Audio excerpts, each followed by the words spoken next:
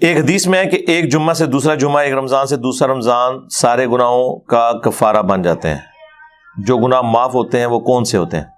یہ حدیث جو آپ نے لکھی ہے یہ صحیح مسلم کے اندر ہے، اس میں الفاظ کچھ اور بھی ساتھ لکھے ہوئے ہیں، وہ اگر آپ غور سے پڑھیں گے نا تو آپ کو پتہ چل جائے گا کہ کون سے گناہ معاف ہوں گے۔ اس میں الفاظ ہیں اگر کبیرہ گناہوں سے بچا جائے، حدیث سٹارٹ اس سے لیتے، اگر کبیرہ گناہوں سے بچا جائے تو ایک نماز سے دوسری نماز، ایک جمعے سے دوسرا جمعہ اور ایک رمضان سے دوسرا رمضان درمیان کے گناہوں کا کفارہ بن جائیں گے۔ تو جب بول دیا کبیرہ گناہوں سے تو اس کا مطلب ہے کہ ایک نماز سے دوسری نماز، ایک جمعے سے دوسرا جمعہ، ایک رمضان سے دوسرا رمضان صرف چھوٹے گناہوں کا کفارہ بن سکتے ہیں، کبیرہ گناہوں کا نہیں۔ سب سے بڑا کبیرہ گناہ شرک کے بعد نماز کو چھوڑنا ہے۔ سورہ روم کی آیت نمبر 31 ہے، منیبین الیہ، رجوع لاؤ اس کی طرف، وَأَقِیمُوا الصَّلَاةَ، اور نماز کو قائم کرو، وَلَا تَكُونُوا مِنَ الْمُشْرِكِينَ، اور دیکھنا شرک کرنے والوں میں شامل نہ ہونا۔ گویا کہ نماز چھوڑنے والا شرک کرنے والی کیٹیگری میں فال کرتا ہے۔ یہ مشرکین کی عادت ہے کہ وہ نماز نہیں پڑھتے، بالکل واضح ہے۔ اور کیا ہے؟ پاکستان کے شناختی کارڈ میں نماز چھوڑنے والا مسلمان ہے نا، قرآن تو کہہ رہے کہ مشرک نہ ہو جانا نماز کو چھوڑ کے، اور مسلم شریف کی حدیث تو اس کو بریف کرتی ہے۔ صحیح مسلم میں 246 نمبر حدیث ہے انٹرنیشنل نمبر کے مطابق کہ بندے کے کفر اور ایمان، شرک اور اسلام کے درمیان فرق نماز ہے۔ اب اس سے بڑھ کے کیسے سمجھایا جا سکتا ہے؟ مسلم شریف میں عبداللہ ابن مسعود رضی اللہ تعالیٰ عنہ کی ایک حدیث ہے بڑی رکت انگیز۔ وہ کہتے ہیں کہ یہ جماعت کے ساتھ نماز پڑھنا یہ تمہارے نبی کی سنت خدا ہے جو اللہ تعالیٰ نے تمہارے نبی کو گفٹ دی ہیں، اس پہ چلو گے تو تمہارے لیے اللہ کی رحمتوں کا نزول ہوگا۔ رسول اللہ کے زمانے میں صلی اللہ علیہ وآلہ وسلم اگر کوئی شخص بیمار بھی ہوتا اور وہ 2 بندوں کے سہارے مسجد میں آ سکتا تو وہ نماز مسجد میں ہی پڑھتا تھا، کہیں اسے منافق نہ شمار کر لیا جائے۔ یعنی اس زمانے میں اگر کوئی بیمار بندہ بھی نماز چھوڑتا تھا تو یہ ڈرتا تھا کہ اگر میں مسجد میں نہ گیا تو لوگ سمجھیں گے کہ اس نے کلمہ اوپر سے پڑھا ہوا ہے، کیونکہ اگر مسلمان ہوتا تو مسجد میں آ کے نماز پڑھتا۔ ان کو کیا پتا تھا کہ کروڑوں مسلمان ایسے بھی پاکستان میں آنے والے ہیں کہ جو اپنے آپ کو صحابہ اور اہل بیت سے بڑا عاشق رسول کہیں گے، جس کا سب سے بڑا ثبوت ہے کہ وہ میلاد کے جلسوں میں تو نکلیں گے، جلوسوں میں، نماز کے لیے نہیں نکلیں گے۔ 12 ربیع الاول کے جلوسوں میں آپ رش دیکھ لیں اور مسجد میں رش دیکھ لیں تو آپ کو پتہ چل جائے گا۔ وہ جلوس ایگزیکٹلی کئی جگہوں پر ظہر کے وقت ختم ہو رہے ہوتے ہیں، ہونا تو چاہیے کہ وہاں جہاں پہ وہ جلوس ختم ہوا ہے وہاں مسجد میں جوتیوں والی جگہ پہ بھی جگہ نہ ملے، لیکن نہیں، لوگ اپنے اپنے گھروں میں چلے جاتے ہیں۔ نماز تو قسمت والوں نے پڑھنی ہے۔ جامعہ ترمذی میں حدیث ہے، ہمارا اور منافقین کا عہد نماز کی بنیاد پہ قائم ہے، جس نے نماز جان بوجھ کے چھوڑ دی اس نے کفر کیا۔ اور جامعہ ترمذی میں حدیث ہے، عبداللہ بن شقیق تابعی کہتے ہیں کہ صحابہ کرام علیہم رضوان تارک الصلاح کے علاوہ کسی کی تکفیر نہیں کرتے تھے، یعنی نماز چھوڑنے والے کو وہ کافر سمجھتے تھے۔ اتنا سینسٹیو ایشو ہے نماز کا۔ تو لہٰذا اگر کسی کے دماغ میں ہے نا کہ میں ایک جمعہ پڑھوں اور آگے سے دوسرا جمعہ پڑھوں اور بیچ کے سارے میرے گناہ معاف ہو جائیں، اس حدیث کے تحت نہیں، نماز چھوڑنا خود کبیرہ گناہ ہے۔ اور مسلم کی حدیث سٹارٹ اس سے ہو رہی ہے کہ اگر کبیرہ گناہوں سے بچا جائے تو ایک نماز سے دوسری نماز اور ایک جمعے سے دوسرا جمعہ اور ایک رمضان سے دوسرا رمضان درمیان کے گناہوں کا کفارہ ہے، ادروائز کوئی نہیں۔ تو اب جس نے نماز چھوڑ دی اس نے کبیرہ گناہ کیا۔ اب یہ بھی ایک بڑی تلخ حقیقت ہے اور آپ سمجھ لیں ایک پریشان کن بات ہے ایک مسلمان کے لیے کہ ہمیں جتنے نون گناہ ہیں نا جو ہم جانتے ہیں ہمارے علم میں، وہ سارے ہی کبیرہ ہیں۔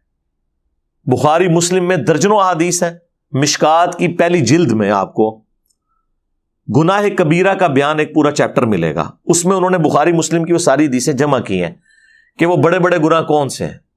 شرک، نماز چھوڑنا، زنا، چوری، شراب نوشی، جادو کرنا، ماں باپ کی نافرمانی کرنا، غیبت، چغلی، کسی کی دل آزاری کرنا. منتصر جن نے تو انہوں پتا نہیں نا، لسٹ بنا لو 15-20 دی، انہیں کوئی بھی گناہ ایسا نہیں ہے جو نماز پڑھنے سے معاف ہو جب تک کہ کوئی توبہ نہ کر لے. اب آپ سوچ رہے ہوں گے اگر نماز سے معاف نہیں ہو تو کیا کریں؟ توبہ کریں، توبہ سے معاف ہو جائے گا. اور توبہ پاکستانی نہیں کہ توبہ کر کے پھر کام چک کے رکھیے، نہیں، توبۃ نصوحا، ایسی توبہ جو آگے کو نصیحت ہو جائے، ایسی توبہ ہو جائے. توبوا الی اللہ توبۃ نصوحا، اللہ کی طرف توبہ کرو جو آگے کو نصیحت ہو جائے. لیکن بعض اوقات انسان نفس سے مغلوب ہو کے دوبارہ سے گناہ کر بیٹھتا ہے. اس وقت تو اس کی نیت نہیں ہوتی کہ میں توبہ اس لیے کروں کہ دوبارہ کر لوں گا. پھر بھی کبھی کبھار ایسا ہو جائے تو توبہ کا دروازہ کھلا ہے. انسان نے بہرحال جو کوئی بھی جرم کرے اس نے اللہ کے دامن کرم میں ہی پناہ لینی ہے. اللہ سے تو ہم اپنے آپ کو بے نیاز نہیں کر سکتے، لہذا توبہ کا سلسلہ جاری رکھنا ہے. وہ جامعہ ترمذی میں حدیث ہے کہ موت کے غرغرے سے پہلے پہلے توبہ قبول ہے. لیکن اب کسی کو پتا تو نہیں کہ وہ ایک دم موت کس وقت آ جائے. اچانک ہارٹ فیلئر ہو سکتا ہے، روڈ ایکسیڈنٹ ہو سکتا ہے، ایئر کریش میں لوگ مر جاتے ہیں، اور کئی ایک ایشوز لوگوں کے ساتھ ہو جاتے ہیں. ان کو موقع ہی نہیں ملتا توبہ کرنے کا. توبہ کو حرز جاں بنائیں، اللہ کی طرف رجوع لاتے رہیں، اور کبھی بھی اللہ تعالیٰ کے حوالے سے اپنے آپ کو بے نیاز نہ کریں. چاہے کوئی کتنا ہی نیکوکار ہو، شریعت کا پابند ہو، گناہوں سے بچنے والا ہو، توبہ تو اس کی بھی ضرورت ہے. نبی الاسلام جب اس کی ترغیب دلا رہے تھے تو بخاری کے الفاظ ہیں کہ بے شک میں بھی اپنے رب سے روزانہ 70 دفعہ توبہ کرتا ہوں. یعنی یہ 70 کا عدد جو ہے نا عربی میں کثرت کے لیے آتا ہے. یہ ضروری نہیں کہ 70 دفعہ کرتے ہوں گے، مراد یہ ہے کہ 100 دفعہ بھی ہو سکتا ہے، 1000 دفعہ بھی ہو سکتا ہے. تو چلے اگر کسی نے 70 بھی لینا ہے تو 70 بھی بہت بڑی ڈیجٹ ہے. باقی ہمارے صبح و شام کے اذکار میں 100 دفعہ توبہ جو ہے وہ موجود ہے. بخاری اور مسلم دونوں میں حدیث ہے، استغفر اللہ و اتوب الیہ. اس کے علاوہ صحیح بخاری میں جو سید الاستغفار ہے، جو صبح کے وقت پڑھ لیں تو شام تک اگر فوت ہو گیا تو جنت میں جائے گا، شام کو پڑھ لیا تو صبح تک فوت ہو گیا تو جنت میں جائے گا. وہ بھی اللہم انت ربی لا الہ الا انت خلقتنی، یہ والی جو دعا ہے ہمارے بلو کارڈ صبح و شام کے اذکار کے اوپر لکھی ہوئی ہے، اسے حرز جاں بنائیں. لہٰذا یہ جو جتنی بھی فضائل آتے ہیں، جیسے بخاری مسلم میں حدیث ہے کہ اگر کوئی شخص فرض نماز کے بعد پڑھے لا الہ الا اللہ وحدہ لا شریک لہ لہ الملک ولہ الحمد وہو علی کل شیء قدیر، ایک دفعہ، اور یہ اس نے پڑھنا ہے وہ 100 پورا کرنے کے لیے. اور اس کے ساتھ 33 دفعہ سبحان اللہ، 33 دفعہ الحمدللہ، اور 33 دفعہ اللہ اکبر پڑھے. یہ 99 ہو گیا، اور ایک دفعہ یہ پڑھ لے یہ 100 پورا ہو گیا. اور ایک حدیث میں آیا ہے 33 دفعہ سبحان اللہ، 33 دفعہ الحمدللہ، اور 34 دفعہ اللہ اکبر، تو وہ بھی 100 پورا ہو جائے گا. ایک حدیث میں اللہ اکبر کے ذریعے 100 پورا کرنا ہے، باقی تینوں 33 دفعہ پڑھ کے، اور ایک میں لا الہ الا اللہ وحدہ لا شریک لہ پڑھ کے. تو اللہ تعالیٰ ایسے شخص کے سارے گناہوں کو معاف کر دے گا، اگرچہ سمندر کی جھاگ کے برابر ہی کیوں نہ ہو. لیکن یہاں بھی مراد صغیرہ گناہ ہے، جو کبیرہ گناہ ہے. مثلا صغیرہ گناہ آپ سوچ سکتے ہیں کہ مثلاً بد نگاہی ہو گئی کسی سے، جان بوجھ کے نہیں کی لیکن وہ اس سے ان انٹینشنلی کوئی معاملہ ہو گیا. جو صحیح مسلم میں حدیث ہے کہ میرے رب نے مجھے حکم دیا ہے کہ اگر میری نگاہ یوں پڑ جائے تو میں فوراً اسے ہٹا لوں. اس طرح کے معاملات بعض اوقات ہو جاتے ہیں انسان سے. انجانے میں کوئی ایک جملہ ایسا بول دیے جس کی وجہ سے کسی کی دل آزاری ہو گئی ہے، نیت نہیں تھی اور پتہ بھی نہیں چلا اسے. تو یہ اس طرح کے جو معاملات، ایک تو ہے جان بوجھ کے کرنا، وہ تو کبیرہ گناہ ہے. اس طرح کی جو چھوٹی موٹی چیزیں ہیں نا، وہ نیک اعمال سے آٹومیٹکلی گناہ معاف ہو جاتے ہیں. ٹھیک ہے، وہ تو قرآن میں واضح موجود ہے کہ دن کے دونوں کناروں کے اوپر نماز کو قائم رکھو، بے شک نیکیاں گناہوں کو مٹا دیتی ہیں. اور اس کانٹیکسٹ میں بخاری مسلم میں حدیث ہے، اس آیت کو حضور نے تلاوت کیا تھا اس موقع پر، اور مسلم میں ذرا تفصیل کے ساتھ ہے. جب ایک صحابی نے کہا کہ میں نے آج ایک غیر محرم عورت کو گلے لگا لیا راہ چلتے ہوئے کسی گاؤں ایریا میں دور دراز، لیکن میں نے اس کے ساتھ یعنی وہ انٹر کورس والا معاملہ نہیں کیا تو آپ مجھے پاک کر دیں. حضور علیہ السلام تھوڑی دیر خاموش رہے اور پھر یہ آیات نازل ہوئی اللہ کی طرف سے. پھر آپ نے وہ سوال کرنے والے کو بلایا اور آیات تلاوت کی کہ ٹھیک ہے نماز پڑھو اللہ تعالیٰ معاف کرے گا. اب اس کا مطلب یہ نہیں کہ کوئی شخص یونیورسٹیز میں کالجز میں ڈیٹے مارتا رہے اور اینڈ پہ نماز پڑھے اور کہ جی معاف ہو گیا. نہیں, ایک دفعہ ہی واقعہ ہوا ہے. اس پہ اجماع ہے کہ کسی چھوٹے گناہ کو بار بار کرنا یہ خود کبیرہ گناہ ہے. یہ ذہن میں رکھیے گا. ایک ان انٹینشنلی ایک چیز ہوگی وقتی طور پر, ایک پورے پلان کے ساتھ آپ بار بار کرتے ہیں کہ خیر ہے اس میں کیا حرج ہے. تو اس میں بھی اجماع ہے کہ جو چھوٹے گناہ لوگ تصور کیے ہوئے ہوتے ہیں ان کو پوری انٹینشن کے ساتھ بار بار کرنا یہ بھی کبیرہ گناہ ہے. اور یہ توبہ والا بھی جو کانسیپٹ ہے نا پاکستان میں, یہ مجھے نہیں سمجھ آتی ہے کون سی توبہ انہوں نے بنائی ہوئی ہے. اللہ تعالیٰ تو جو توبہ کا کانسیپٹ بیان کرتا ہے نا وہ تو یہ ہے کہ جو شخص اپنے گناہ کے اوپر شرمندہ ہو, اس کے بعد اللہ کی طرف رجوع لائے اور اپنی اصلاح کر لے تو تب اس کی توبہ قبول ہوگی. یہ سورۃ النساء میں بھی اللہ تعالیٰ نے فرمایا, سورۃ النحل کے اندر تو بڑی شان کے ساتھ بالکل اینڈ پہ جا کے آتی ہیں, پارہ نمبر 14 کے اینڈ کے اوپر جہاں سورہ النحل جو ہے وہ کنکلوڈ ہو رہی ہے. تو آپ کو پتہ چل جائے گا قرآنی توبہ میں اور پاکستانی توبہ میں کیا فرق ہے. زمین آسمان کا فرق ہے سرکار, پتہ نہیں ہمیں کون سا. یہ آیت نمبر ہے 119. ثم ان ربک للذین عملوا السوء بجہالہ, پھر اس کے بعد بے شک تمہارا رب ان لوگوں کے حق میں جو کہ جہالت کی وجہ سے, کمزوری کی وجہ سے گناہ کر بیٹھے, ثم تابوا, پھر اس کے بعد توبہ کر لیں, من بعد ذالک, اس گناہ کے فوراً بعد, واصلحوا, اور اپنی اصلاح کر لیں. یہ اصل چیز ہے. توبہ یہ نہیں ہے کہ ایک کام ہوا تو 100 تسبیح پھیر دی توبہ کی, نہ, اصلاح کریں کہ واقعی نماز چھوڑی تھی اب نہیں چھوڑوں گا, روزے چھوڑے تھے اب نہیں چھوڑوں گا, زکوٰۃ میں نے ڈنڈی ماری تھی اب نہیں ماروں گا, کم تولتا تھا اب یہ حرکت نہیں کروں گا. ان ربک من بعدھا لغفور رحیم. دیکھ لیں, شکر ہے عربی اور اردو میں کوئی فرق نہیں, کیونکہ اردو کی ماں عربی ہے. یہ وہ سارے الفاظ ہیں, ان ربک, بے شک تیرا رب, من بعدھا, اس کے بعد, لغفور رحیم, ضرور بخشنے والا مہربان ہے. کس کے بعد؟ توبہ کرے, جہالت میں گناہ کر بیٹھے, توبہ کر لے, اپنی اصلاح کر لے, پھر بعد میں اگر توبہ کرتا ہے نا, یعنی اس کے بعد اللہ کی طرف رجوع لاتا ہے, پھر اللہ تعالیٰ اسے معاف فرمانے والا ہے. لیکن جو شخص پوری انٹینشن کے ساتھ کام چک کے رکھا ہوا ہے جس نے, وہ نہیں سرکار. یہ کتابوں کا خدا ہے میرے بھائی. اللہ تعالیٰ اپنے معاملات میں بہت سینسٹیو ہے اس حوالے سے. اس کا یہ مطلب نہیں کہ کوئی نعوذ باللہ ہمارے گناہ کرنے سے کوئی اللہ کی شان کام ہو جاتی ہے. نہیں, اللہ کو کیا فرق پڑتا ہے, اللہ تو بے پرواہ ہے, اللہ کو تو کوئی فرق نہیں پڑتا. جو کام ڈال رہا ہوتا ہے نا اس کو فرق پڑتا ہے. لیکن چونکہ اللہ کی یہ خواہش ہے اپنے بندوں سے کہ سب کے سب لوگ وقت کے پیغمبر کی پیروی کریں صلی اللہ علیہ وآلہ وسلم, پھر رسول اللہ کی شفاعت کے ساتھ, میری رحمت کے ساتھ جنت میں داخل ہوں. یہ تو اللہ کی اپنے بندے سے ایک ریکوائرمنٹ ہے. اس لیے اللہ تعالیٰ ہمارے ساتھ ہمدردی کر رہا ہوتا ہے کہ بھئی میں تو اپنے روز میں بڑا سخت ہوں, میں نے تو کوئی لحاظ نہیں کرنا, میری تو نہ کسی پیغمبر کے ساتھ کوئی رشتہ داری ہے, نہ کسی فرشتے کے ساتھ, نہ کسی بڑے سے بڑے انسان یا جن کے ساتھ. میں اپنے روز کے اندر بہت اسٹرکٹ ہوں, لہٰذا تم نے اپنے آپ کو سدھار لینا ہے. اس لیے توبہ کے حوالے سے کانشیس رہا کرے, اللہ کی طرف رجوع لاتے رہے, خصوصاً جب کبھی کوئی مس ہینڈلنگ ہو ایٹ دا اسپاٹ, اس وقت تو آپ نے توبہ کرنی ہے. ایک اور آیت ہے سورہ النساء کی, میں وہ بھی یہاں پہ کور کر دیتا ہوں, وہ بھی بڑی رکت انگیز ہے. لیکن سرکار یہ تو ان لوگوں کے لیے نا جو قرآن پڑھتے ہیں, جنہوں نے قرآن کبھی کھولا ہی نہیں ہے, جن کو یہ پتہ ہی نہیں ہے کہ اللہ تعالیٰ کی اپنے بندوں سے کیا ڈیمانڈ ہے. آیت نمبر ہے 17. انما التوبۃ علی اللہ, اللہ تعالیٰ کے ذمہ کرم پہ ہے ایسے لوگوں کی توبہ قبول کرنا.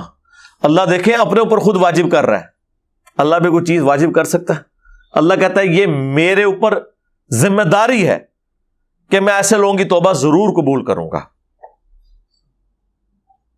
یعملون السوء بجہالہ، جو جہالت کی وجہ سے اگنورنس میں گناہ کر بیٹھے. اچھا قرآن تو جان بوجھ کے گناہ والے معاملے کی طرف جاتے ہی نہیں. قرآن تو کہتا ہے بھول کے کر لیا. ہو اللہ کا بندہ، پیغمبر کا ماننے والا صلی اللہ علیہ وآلہ وسلم، اور اتنی دلیری دکھائے کہ گناہ کر بیٹھے. ثم یتوبون من قریب، پھر فوراً ہی توبہ کر لے. من قریب، ایک قریب اردو میں بھی استعمال ہوتا ہے.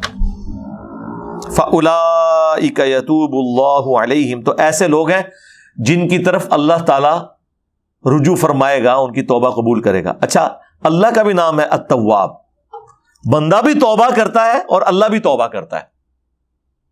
بندے کی توبہ یہ ہے اللہ کی طرف رجوع لانا گناہ کر کے، اور اللہ کی توبہ یہ ہے کہ اللہ تعالی بندے کی طرف رجوع لاتا ہے کہ اچھا اب آ گیا تو چل تجھے معاف کیا. توبہ کا معنی جو ہے وہ ہے رجوع لانا. بندہ اللہ کی طرف لاتا ہے، اللہ بندے کی طرف. وَكَانَ اللَّهُ عَلِيمًا حَكِيمًا، اور اللہ تعالیٰ علم والا، حکمت والا، یعنی اسے پتہ سب کچھ ہے، حکمت ہے کہ ڈھیل دیتا ہے. بخاری مسلم میں حدیث ہے، مسلم میں تو بڑے شان کے ساتھ آئی ہے کہ جو شخص گناہ کرنے کے بعد توبہ کرتا ہے تو اللہ تعالیٰ کو اس بندے سے ایسی خوشی ہوتی ہے جیسا کہ ایسا شخص جو کہ کسی ریگستان میں ہو اور اس کا سارا ساز و سامان ایک اونٹ کے اوپر لدا ہوا ہو. تھوڑی دیر کے لیے آرام کے لیے بیٹھے، آنکھ لگ گئی اور اونٹ غائب. جب اٹھا تو پریشان کہ اب تو موت سامنے ہے، کیونکہ ریگستان میں تو نہ پانی نہ کھانا. کئی ہفتے تک اونٹ تو سفر کر لیتا ہے کیونکہ اس نے پانی سٹور کیا ہوتا ہے اندر، اللہ نے اس کو بنایا ایسا ہے. انسان تو مر جائے گا بغیر پانی کے. اب وہ بیٹھ کے موت کا انتظار کرنا شروع کر دے اور اچانک اس کے سامنے اس کی سواری آ جائے، یعنی اسے نئی زندگی مل جائے، اور وہ اتنا خوش ہو کہ اس کی زبان لڑکھڑا جائے خوشی کی وجہ سے.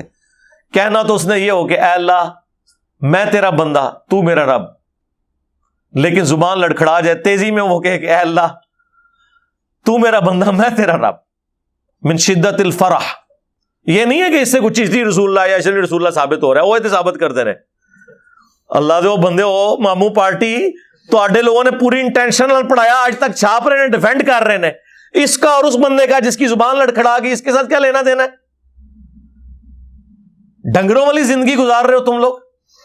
اس طرح کی حدیثوں سے رزلٹ کچھ اور نکلتے تھے، اور طرف چل پڑتے ہیں، اپنے بابوں کے کپڑے اترے ہوئے ان کی بزرگی ثابت کرنا شروع کر دیتے ہیں. بہرحال تو نبی الاسلام فرمایا اصل میں اللہ کے نبی الاسلام وہ اللہ کی خوشی کے اظہار کو اس طریقے سے پریزنٹ کر رہے تھے. اس میں سے یہ نکالنا تھا، اس میں سے بابوں کی گستاخانہ عبارتوں کا دفاع نہیں نکالنا تھا. تو ایسی خوشی اللہ تعالیٰ کو ہوتی ہے. یہاں پہ بھی اللہ تعالیٰ فرما رہا ہے کہ فوراً توبہ کر لے اور اللہ تعالیٰ معاف کرے گا. وَلَيْسَتِ التَّوْبَةُ لِلَّذِينَ يَعْمَلُونَ السَّيِّئَاتِ، اور ایسے لوگوں کی تو کوئی توبہ ہے ہی نہیں. یہاں اللہ نے سائملٹینیس کنٹراسٹ بھی بیان کر دیا ہے کہ جو گناہ کریں حَتَّى إِذَا حَضَرَ أَحَدَهُمُ الْمَوْتِ، یہاں تک کہ ایسے گناہگار شخص میں سے کسی کو جب موت آئے، قَالَ إِنِّي تُبْتُ الْآنَ، تو کہ یا اللہ معاف کر دے. بھائی اب جب موت سامنے نظر آ گئی ہے تو پھر اللہ تعالیٰ ہمارا ایسے کی کوئی توبہ نہیں ہے. فرعون کے لیے بھی آیا تھا نا، الآن، اب ایمان لے کر آیا فارغ. جب وہ اس کو غوطہ آیا جب سمندر میں، تو اس نے کہا کہ میں بنو اسرائیل اور موسیٰ اور ہارون کے رب پر ایمان لایا. اللہ نے فرمایا اب موقع ہے ایمان لانے کا، اب تو موت نظر آ گئی. یہ وہی لفظ ہے انی تبت الآن وللذین یموتون وہم کفار، اور نہ ایسے لوگوں کی توبہ کبھی قبول ہوگی کہ جو کفر کی حالت میں مرے. اب اس سے مراد یہ ہے کہ آخرت میں گناہگار مسلمان کے تو چانس ہیں کہ اس کو اللہ تعالیٰ عذاب کے بعد یا رسول اللہ کی شفاعت کے ساتھ یا اپنی رحمت کے ساتھ معاف کر دے، لیکن اللہ تبارک و تعالی جو شخص کفر کی حالت میں دنیا سے گیا، آخرت میں نہ اپنی رحمت سے نہ رسول اللہ کی شفاعت سے اسے معاف کرے گا. اس لیے یہاں ذکر ہے اولئک اعتدنا لهم عذابا علیما، ایسے لوگوں کے لیے دردناک عذاب اللہ تعالیٰ نے تیار کر رکھا ہے. اللہم لا تجعلنا منہم، اللہم اجرنا من النار، اللہم انا نسألک جنت الفردوس مع النبیین والصدیقین والشہداء والصالحین، آمین۔ تو توبہ اس کی قبول ہے جو فوراً توبہ کر لے، اپنی اصلاح کر لے، یعنی پاکستانی توبہ نہ کرے، صحیح والی توبہ کرے جیسا کہ توبہ کرنے کا حق ہے۔ پھر اللہ سے، وہ تو اللہ نے سورہ الانعام میں فرمایا ہے کہ میں نے اپنے اوپر لازم کر لیا ہے کہ ہر حال میں رحم ہی کروں گا، اور بخاری مسلم کی حدیث سے اللہ تعالیٰ نے مخلوقات کی پیدائش سے پہلے اپنے پاس عرش پہ یہ عبارت لکھ لی تھی کہ میری رحمت میرے غضب پر سبقت لے جائے گی۔ اب دیکھیں یہ کتنا بڑا ایسٹ ہے ہمارے لیے، اللہ کی رحمت اور غضب برابر بھی ہوتے تب بھی ہم مارے جاتے۔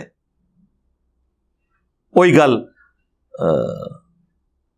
عدل کریں تے تھر تھر کمن اچیاں شانہ والے، فضل کریں تے بخشے جاون میں ورگے منہ کالے۔ یعنی اگر تو عدل کرنے پہ آئے تو بڑی بڑی شانوں والے بھی نفسی نفسی کر رہے ہوں گے قیامت کے دن، اور اگر تو فضل کرنے پہ آئے تو ہمارے جیسے گناہگار بھی، ان کے لیے بھی معافی کی کوئی صورتحال بن جائے گی۔ صرف اعمال نہیں رحمت بھی، صرف رحمت نہیں اعمال بھی۔ یہ ہو نہیں سکتا کوئی کسان جو ہے وہ اپنی زمین میں ہل نہ چلائے اور بیج نہ بوئے اور کہے کہ رحمت کی وجہ سے خود بخود گندم نکل آئے گی، یعنی بارش کی وجہ سے۔ بارش کی وجہ سے گندم کی فصل اسی کی نکلے گی جس نے ہل چلا کر بیج بویا ہوگا، اور صرف بیج بونے سے بھی کچھ نہیں ہونا جب تک کہ رحمت نہ ہو۔ اسی لیے بخاری مسلم میں حدیث ہے، نبی علیہ السلام نے فرمایا کوئی شخص بھی محض اپنے اعمال کی بنیاد پہ جنت میں داخل نہیں ہو سکتا۔ ایک صحابی نے جرأت کر کے پوچھا یا رسول اللہ آپ بھی، آپ سے زیادہ پرفیکٹ اعمال کسی کے نہیں؟ آپ نے فرمایا ہاں میں بھی، جب تک میرے رب کی رحمت مجھے ڈھانپ نہ لے۔ دیکھیں حضور نے اپنے آپ کو کتنا نیچے کیا، کیونکہ اللہ کے ساتھ بات ہو رہی تھی، یہ بات کرنے والے اللہ کے پیغمبر تھے۔ یہ کون سا کوئی ایسا صوفی تھا جڑا جی چھڑ دو عبد القادر پہ گیا جی، ہاں یہی پہننے نے۔ پیغمبروں کا ایٹیچیوڈ یہی ہوتا ہے کہ جب تک میرے رب کی رحمت مجھے ڈھانپ نہ لے میں بھی جنت میں نہیں جاؤں گا۔ پیغمبر یہ نہیں کہتے کہ میں ادھر تک جانا ہی جب تک میں سارے اپنے مرید نال نہ لے جاؤں۔ پیغمبروں کو تو اللہ کا تعارف ہے، ان جاہلوں کو تو تعارف ہی نہیں نا۔ ایک جاہل آدمی جس کو پتہ ہی نہیں کہ اللہ کون ہے، ٹھیک ہے، تو وہ جو مرضی بڑھ کے مارتا رہے، اسے کیا پتا کہ بھئی کس ہستی کے بارے میں بات کر رہا ہے۔ تو جاہل آدمی کی باتوں کو آپ اس طرح ہی سمجھیں جیسا یہ چرسی اور پاؤڈری اور جو نشئی لوگ ہیں نا، جو منہ میں آتا ہے بولتے ہیں، انہیں گراؤنڈ ریئلٹیز کا پتہ ہی نہیں ہے۔ ان لوگوں کا بھی یہی حال ہے۔ اللہ کا تعارف تو پیغمبروں کو ہوتا ہے، اور پیغمبر جو ہے وہ اپنی امتوں کو ان کتابوں کی روشنی میں جو اللہ ان پہ نازل فرماتا ہے وہ کرواتے ہیں۔ ان بیچاروں کا کیا لینا دینا، نہ انہیں اللہ کا تعارف، نہ انہیں آخرت کا تعارف، نہ انہیں یہ پتا کہ مرنے کے بعد کتنے مشکل معاملات ہونے والے ہیں، ورنہ تو انسان اپنی جان کی فکر کرتا ہے۔ اس کانٹیکسٹ میں مجھے بائی چانس ایک اور آیت بھی یاد آ گئی سورۃ الحجر کی۔ ہاں جی، یہ آیت نمبر ہے جی 49 سورۃ الحجر۔ نبئ عبادی انی انا الغفور الرحیم، اے نبی میرے بندوں کو خبر دے دو، خبر دے دو انہیں کہ بے شک میں بخشنے والا، رحم فرمانے والا ہوں بہت زیادہ۔ وَأَنَّ عَذَابِي هُوَ الْعَذَابُ الْأَلِيمُ، لیکن میرا جو عذاب ہے نا وہ بھی بہت دردناک ہے۔ تصویر کا ایک رخ نہیں بیان ہوا، یہاں پہ کہتے ہیں جو اللہ بڑا غفور رحیم ہے، اور اس کا مطلب یہ نکالتے ہیں کہ کام چک کے رکھو، جو کچھ بھی ہے تیرے محبوب کی امت سے ہے۔ نہیں، قرآن میں اللہ کا غفور الرحیم ہونا اس بندے کے حق میں ہے جو اللہ کی طرف رجوع لے آئے گناہ کرنے کے بعد۔ جو باغی ہے نا اس کے لیے پورے قرآن میں کوئی آیت موجود نہیں ایسی کہ کام چک کے رکھو تو میں معاف کر دوں گا۔ سورہ زمر میں آیا کہ اے نبی علیہ السلام جنہوں نے اپنی جانوں پر ظلم کیا، میرے ان بندوں کو خبر دے دو کہ اللہ کی رحمت سے نا امید نہ ہو، لا تقنطوا من رحمت اللہ، بے شک اللہ تعالیٰ سارے گناہوں کو معاف کر دے گا۔ لیکن یہ ان لوگوں کے لیے ہے کہ جو رجوع لانا چاہیں، یہ نہیں ہے کہ وہ دنیا بھی اپنی مرضی کی گزاریں اور آخرت بھی اپنی مرضی کی۔ نہ سرکار، دنیا اگر اپنی مرضی کی گزاریں گے پھر آخرت اللہ کی مرضی کی ہوگی، اور اگر دنیا آپ نے اللہ اور اس کے محبوب صلی اللہ علیہ وآلہ وسلم کی مرضی کی گزاری پھر آخرت آپ کی مرضی کی ہوگی۔ ہاں، پھر آپ کو اللہ تعالیٰ جنت میں وہ مقام دے گا کہ جو خواہش کریں گے وہ چیز ہو جائے گی، لیکن اس کے لیے شرط یہ ہے کہ دنیا آپ نے اللہ کی مرضی کی گزارنی ہے۔